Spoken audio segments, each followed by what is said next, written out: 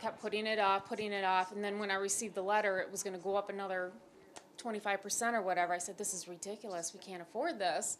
So that's when I'm like, I'm just gonna, what the heck, it's a couple $100 or whatever, can't hurt to try it. This is the letter of NAPA.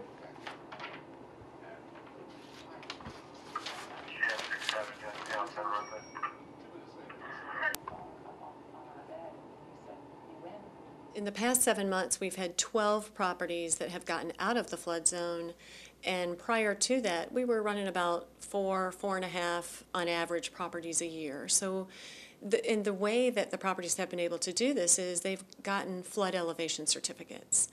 And the flood elevation certificate is done by a licensed surveyor or engineer, and they come and do some real simple measurements and really look at the elevation of your lowest level, your lowest adjacent level to the ground, compared to the level of the flood zone, the flood elevation level. Right.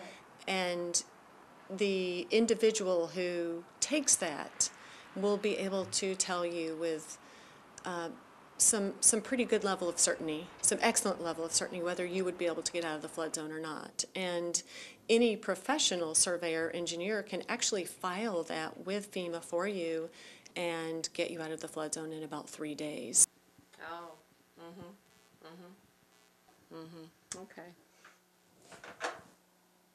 Well, it's certainly better than doing nothing, and it has the potential of moving some of these properties out, which would mean that it makes a more saleable home for the owner, and it just would be better for the whole community because these homes that are selling for less money are bringing down our tax base.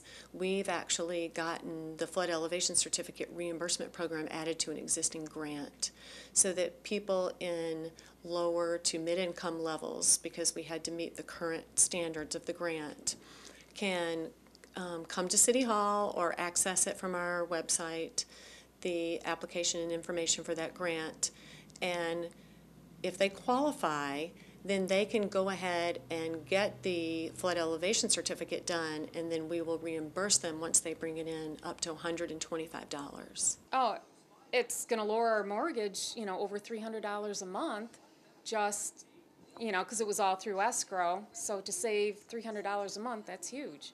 I want to be sure that people understand it's not a lot of homeowners that are going to be able to get completely out of the flood zone.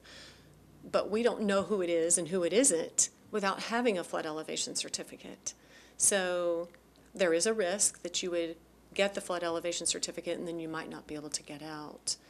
But if we can get, one home that we get out is one home that doesn't have to pay $1,000 a month in insurance, or is a home that when it's time for that homeowner to sell is going to be able to move much faster and at a higher price and not be in danger of becoming a home that can't sell and going into foreclosure or becoming abandoned, which is what we see happening to cities in their flood zones all over the country.